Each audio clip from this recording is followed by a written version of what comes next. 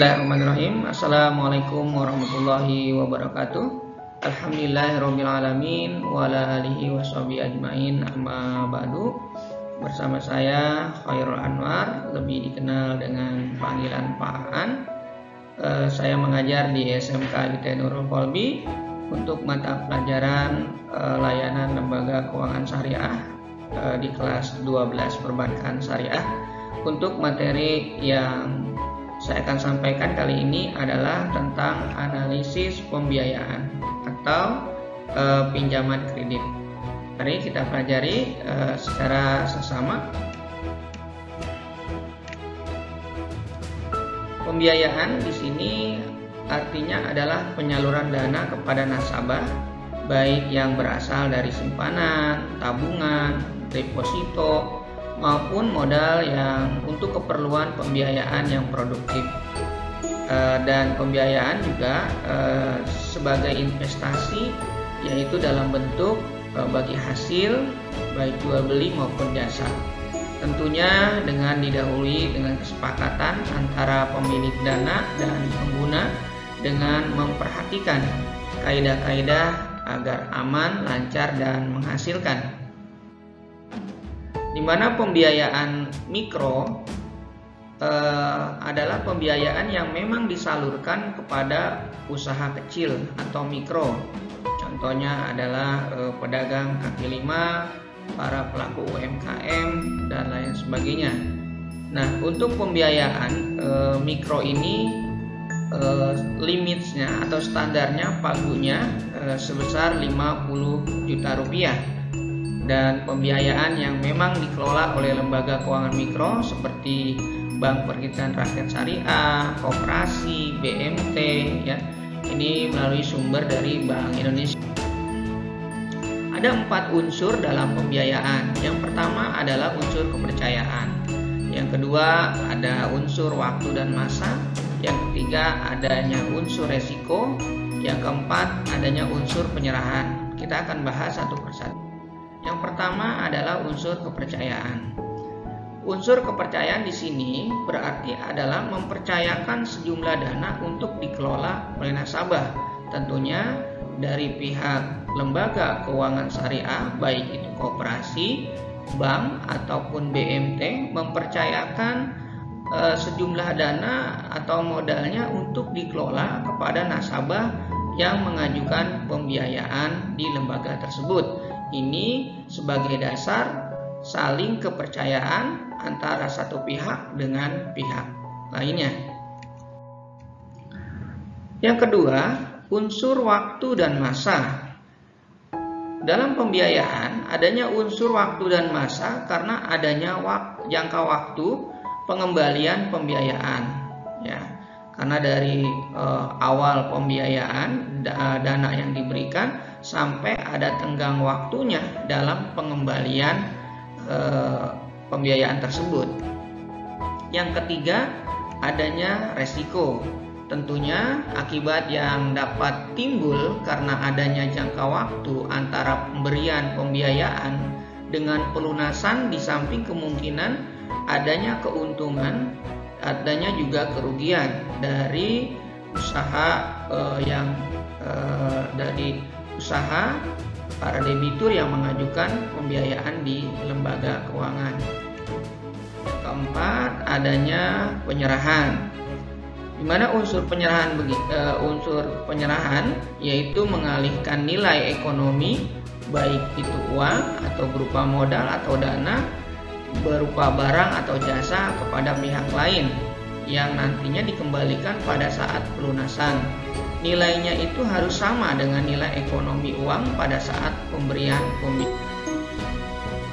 Berdasarkan tujuan penggunaannya, bahwa pembiayaan itu bersifat konsumtif dan bersifat produktif. Pembiayaan konsumtif di sini artinya memang pembiayaan yang dilakukan oleh debitur atau nasabah yang melakukan pembiayaan itu hanya untuk dikonsumsi sendiri, artinya dari modal yang diberikan atau pinjaman yang diberikan itu hanya untuk keperluan pribadinya sendiri. Contohnya buat bangun rumah, tapi rumahnya hanya untuk tempat tinggal saja, atau beli yang lain dan sebagainya. Yang kedua, pembiayaan produktif. Pembiayaan produktif di sini terbagi menjadi pertama pembiayaan investasi, di mana pembiayaan investasi di sini yaitu pembiayaan dalam pengadaan sarana dan alat produksi, di mana sarana dan alat produksi ini sebagai penunjang usaha dari calon debitur untuk memproduksi barang-barang yang menghasilkan suatu produk yang memang menjadi mutu dan kualitas yang baik. Selanjutnya, pembiayaan modal kerja. Pembiayaan modal kerja yaitu pembiayaan untuk pengadaan bahan baku atau barang yang diperdagangkan. Kalau tadi pembiayaan investasi itu berupa alat, kalau ini adalah pembiayaan modal kerja, ini merupakan pembiayaan untuk belanja bahan bakunya, sehingga bahan baku ini nantinya diproses, ya, dijadikan menjadi suatu produk yang memiliki mutu dan kualitas yang baik, sehingga produk tersebut bisa dipasarkan atau dijual, sehingga ketika dijual mendapatkan keuntungan, ya, akan mendapatkan hasil. Jenis-jenis pembiayaan di sini ada dua, di mana jenis pembiayaan yang pertama adalah dilihat dari tujuan penggunaannya, yang kedua dari jangka waktunya. Di mana berdasarkan jangka waktu, jangka pendek itu kurang dari 1 tahun. Contohnya 1 bulan, 2 bulan, 3 bulan, 4 bulan, dan seterusnya. Yang pasti kurang dari 1 tahun ini disebut jangka pendek. Yang kedua, jangka menengah, di mana jangka menengah ini adalah sama dengan 1 tahun. Yang ketiga, jangka panjang. Jangka panjang ini lebih daripada 1 tahun, 2 tahun, 3 tahun, dan seterusnya. Prinsip pembiayaan, di mana prinsip pembiayaan di sini yang pertama adalah relationship marketing, atau bagaimana hubungan pemasaran kepada dari lembaga keuangan syariah atau di sini BMT atau koperasi, ya, agar pertama mempertahankan nasabahnya atau retain customer. Retain customer ini adalah mempertahankan nasabah yang memang memiliki karakter yang baik dan lain sebagainya selama menjadi nasabah di lembaga keuangan syariah tersebut. Maka harus dipertahankan nasabah-nasabah yang memang punya riwayat baik. Yang kedua, repeat order. Repeat order ini bagaimana bisa meningkatkan kualitas dari perilaku calon debitur tentunya yang memiliki kualitas yang baik, yang saling mendukung, saling percaya antara satu dengan lainnya, sehingga akan meningkatkan kerjasama yang sehat, menguntungkan kedua belah pihaknya. Yang ketiga, acquisition, mendapatkan nasabah. Yang mendapatkan nasabah tentunya diharapkan lembaga keuangan syariah selain bisa menjaga nasabahnya, juga mencari nasabah yang memang punya kualitas yang baik, yang loyalitasnya juga bagus terhadap lembaga tersebut, dan juga terus mencari untuk menambah nasabah sebanyak mungkin untuk menjadi partner dari lembaga keuangan tersebut. Selanjutnya, prinsip pembiayaannya adalah risk mitigation atau manajemen resiko, di mana prinsip pembiayaan ini bagaimana bisa mengidentifikasi, mengukur, mengelola, dan memperkecil resiko. Dan selanjutnya adalah return optimization, yaitu kembali optimal. Bagaimana kita bisa mengoptimalisasikan pendapatan dengan tingkat resiko yang wajar. Alur berpikirnya ketika pembiayaan itu dari lingkungan, tentunya kita bisa dilihat dari kemampuan calon debitur, ada kemauannya, ada agunannya. Di mana di dalam lingkungan tersebut kita bisa melihat marketnya, segmen pasarnya, ya, Jadi produk-produknya ketika nanti diproduksi dan lain sebagainya, penjualannya sudah ada yang menerima gitu untuk mengkonsumsi. Dilihat juga nanti price-nya, harganya ketika ada penjualan. Tentunya sebuah produk memiliki kualitas yang baik dan lain sebagainya. Nah, ketika penjualan akan mendapatkan keuntungan atau margin, sehingga margin tersebut akan masuknya ke dalam dana atau modal dan lain sebagainya, sehingga ketika menghasilkan sesuatu, calon debitur itu akan mampu untuk membayar karena usahanya berjalan dengan baik dan lancar. Ada 7 aspek yang harus diperhatikan dalam pembiayaan. Yang pertama, aspek manajemen pengelola usaha. Yang kedua, aspek keuangan. Yang ketiga, aspek pasar atau penjualan nasabah. Yang keempat, aspek teknis produksi. Yang kelima, aspek hukum legalitas. Yang keenam, aspek jaminan atau agunan. Yang ketujuh, aspek ekonomi, sosial, dan lingkungan. Kita akan persatu.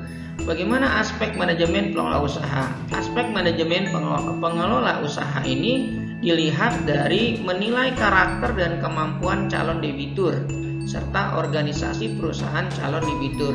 Artinya karakternya, perilakunya dari calon debitur ini dilihat baik atau tidaknya, atau organisasinya sehat atau tidak sehatnya dilihat dari laporan keuangannya, baik itu laporan keuangannya selama 1 tahun, terus laporan laba ruginya dan lain sebagainya. Aspek keuangan dilihat dari aspek keuangan, menilai usaha calon debitur itu kalau direalisasikan penanaman dana akan menguntungkan dan calon debitur dapat membayar seluruh kewajibannya. Ya, di mana aspek keuangan di sini dinilai dari bagaimana calon usaha debitur ini ya baik atau tidak baiknya ketika kita sebagai lembaga keuangan menanamkan modal ini gitu kan, merasa yakin akan mendapatkan hasil atau menguntungkan dari calon debitur dari usaha yang memang dikelolanya. Dilihat dari aspek pasar atau penjualan nasabah, ya kita bisa menganalisa produk yang dihasilkan calon debitur masih memiliki peluang pasar atau market space ya. Jadi produk yang dipasarkan, yang diproduksi oleh calon debitur ini yang melakukan pembiayaan, kira-kira ada space enggak, peluang pasarnya baik atau tidak, itu bisa juga kita analisis sebelumnya. Nah, yang selanjutnya adalah aspek teknis produksi. Bagaimana bisa menilai perusahaan calon debitur ini mampu menghasilkan produk dengan kualitas yang baik dan harga dapat bersaing di pasar. Kita bisa melihat, menganalisa ya bagaimana dia menghasilkan produknya, dari prosesnya, dari penanganannya, pembelian bahan-bahan mentahnya, bahan bakunya sebelum diproses menjadi barang yang produksi, ya tentunya punya kualitas yang baik sehingga menjadi suatu produk yang punya mutu dan kualitas yang baik dan tinggi sehingga bisa ya dapat bersaing di pasar gitu. Harganya pun dapat bersaing di pasar. Selanjutnya adalah aspek hukum legalitas. Dilihat dari menilai legalitas ini, dilihat dari calon debiturnya ya, dari pendidikannya, riwayat hidupnya dan lain sebagainya. Terus badan usaha perusahaannya apakah memiliki perizinan atau tidak ya, di perusahaannya seperti apa, bidang apa. Terus jaminan agunannya juga bisa dilihat dari situ. Itu dilihat dari aspek hukum legalitasnya. Seperti itu. Jangan ketika jaminan atau agunannya kita lihat ternyata bukan milik dari debitur yang mengajukan pembiayaan tersebut. Itu bisa menjadi sebuah resiko yang cukup besar sebagai lembaga keuangan syariah atau seperti BMT atau koperasi atau dan lain sebagainya. Nah, aspek jaminan atau agunan. Jaminan agunan yang diberikan haruslah memiliki kriteria. Yang pertama adalah collateral valuation atau penilaian agunan. agunan sendiri dari calon debitur pembiayaan ini harus melebihi dari jumlah pinjamannya. Jadi agunan itu nilainya harus lebih tinggi dari jumlah pinjamannya. Yang kedua, liquidity. Liquidity ini dari aspek pembiayaan dilihat dari jaminan agunan ini bagaimana perusahaan ini memiliki kemampuan ya dalam memenuhi kewajiban jangka pendek yang dimilikinya pada saat jatuh tempo. Yang ketiga, depreciability, penyusutan. Karena dari segi aspek jaminan atau agunan ini kalau berupa benda atau inventaris barang, alat-alat dan lain sebagainya, tentunya akan terjadinya penyusutan dari waktu ke waktu atau tahun ke tahun, gitu, seperti itu. Marketability, memiliki daya jual. Ya, daya jual kita lihat dari jaminan agunan ini memiliki daya jual yang tinggi tidak, atau daya jual yang memang laku tidak dipasarkan. Apabila terjadi hal-hal yang mungkin kita tidak inginkan bersama, gitu, tidak diinginkan oleh lembaga keuangan ataupun tidak diinginkan oleh debitur. Yang selanjutnya adalah controllability. Controllability itu artinya bagaimana sebagai jaminan ini bisa kita pengendaliannya dalam pengawasan. Artinya ya barang-barang atau agunan ini ya sesuai dengan yang bisa kita awasi, yang kelihatan tempat, artinya lokasinya diketahui ya dan lain sebagainya, surat-suratnya jelas dan lain sebagainya. Dilihat dari aspek ekonomi, sosial dan lingkungan. Nah, dilihat dari aspek ekonomi, sosial dan lingkungan di sini menilai usaha calon debitur terhadap kondisi sosial, ekonomi dan lingkungan. Nah, selain dari analisis pembiayaan debitur, ini juga kita dilihat dari analisis 5C, di mana selaku debitur ini ketika mengajukan pembiayaan pinjaman baik itu di lembaga keuangan syariah, baik itu BMT maupun koperasi, harus dianalisa dulu terlebih dahulu ya dengan menggunakan analisis 5C. Yang pertama, karakternya, tingkah lakunya. Ada apa sih yang kita harus lihat dari karakter atau tingkah laku calon debitur ini, gitu kan. Pertama, kita bisa melihat riwayat hidup nasabahnya. Ya, riwayat hidup nasabah baik dari segi pendidikannya, pengalamannya, gitu dan lain sebagainya. Terus kita bisa melihat dari legalitas usahanya, ya, apakah memiliki izin atau tidak.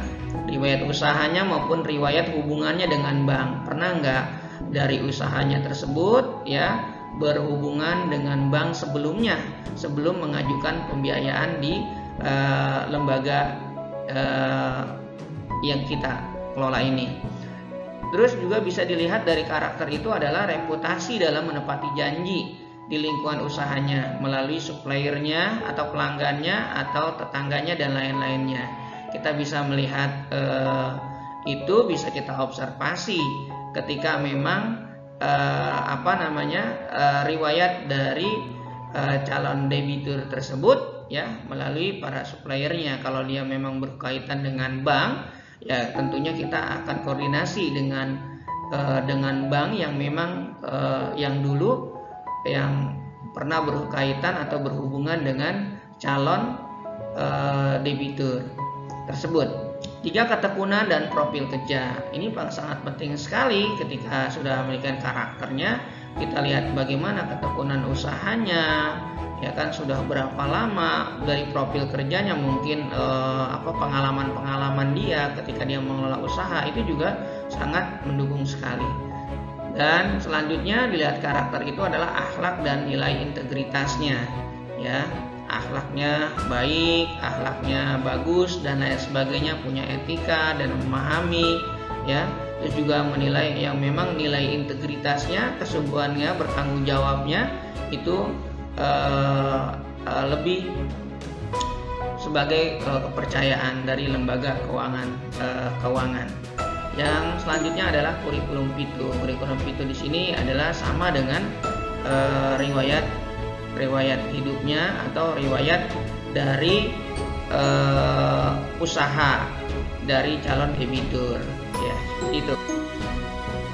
Selanjutnya analisis 5C dilihat dari capacity atau kemampuannya. Kita bisa melihat dari pendekatan historis, ya dari sejarah-sejarahnya, menilai dia performa nasabah. Kita lihat dari dahulunya seperti apa nasabah itu sampai dia memiliki usaha yang memang yang sudah kelihatan sekarang gitu. Yang kedua, pendekatan keuangannya. Pendekatan keuangan bisa dilihat dari likuiditas atau solvabilitas, di mana likuiditas di sini artinya bagaimana nasabah atau debitur ini atau mungkin perusahaannya, ya perusahaan ini bagaimana bisa menyanggupi dalam memenuhi kewajibannya jangka pendek yang dimilikinya pada saat mungkin nanti setoran atau pada saat jatuh tempo. Solvabilitasnya dia memahami hutangnya, baik itu jangka pendek maupun jangka panjang.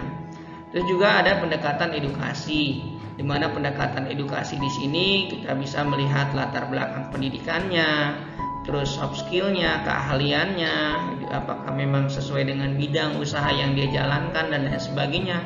Tentunya bisa dilihat seperti pengalaman dan lain sebagainya. Terus pendekatan yuridis. Pendekatan yuridis ini ya apakah dia cakap untuk melakukan perikatan atau tindakan hukum. Dia memahami akad-akad atau memang ada sanksi-sanksi yang keterkaitan apabila terjadi hal-hal yang memang tidak diinginkan gitu. Kalau memang larinya harus ke jalur hukum dan lain sebagainya, dia harus paham. Terus pendekatan manajerial. Manajerial ini bagaimana dia memiliki kemampuan dalam melakukan fungsi manajemen, baik itu memproduksi, terus dia memasarkannya, terus memanajemen keuangannya. Dia paham benar terhadap manajerial perusahaan yang dia yang dia kelola. Terus pendekatan teknikal. Pendekatan teknikal di sini artinya kemampuan mengelola faktor produksinya. Faktor produksi baik itu material, tenaga kerja, alat produksi, administrasi, ya, baik itu administrasi dan keuangan, hubungan industrinya juga dan sebagainya, seperti itu. Nah, analisis 5C selanjutnya adalah kapital atau modal pokok. Di mana modal pokok di sini adalah benteng ketahanan nasabah apabila terjadi resiko pembiayaan.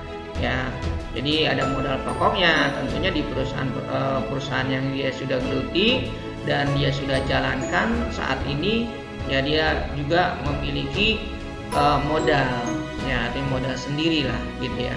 Yang menunjukkan komitmen nasabah terhadap kelangsungan perusahaan, meningkatkan bisa melihat komposisi dana sendiri yang diputar terhadap pembiayaan yang diberikan. Besar kecilnya dapat dilihat dari komponen modal melalui neraca atau laporan keuangannya. Nah, analisis 5C yang selanjutnya adalah kolateral. Kolateral di sini sama dengan jaminan.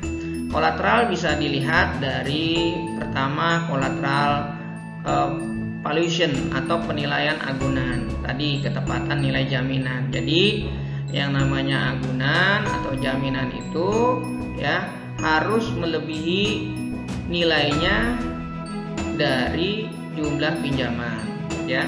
Liquidity ini proses likuidasi cepat atau lambatnya, seperti itu. Di liquidity ini kemampuan perusahaan atau debitur itu ya untuk mengembalikan jumlah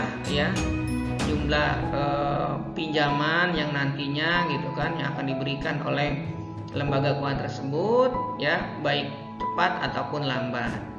Depreciability, penyusutan kadar jaminan. Ini juga penyusutan kadar jaminan ini kalau memang jaminan itu bisa berupa baik itu bangunan ataupun barang-barang ya yang berharga atau mesin umpamanya yang memang ada sifat penyusutan seperti itu.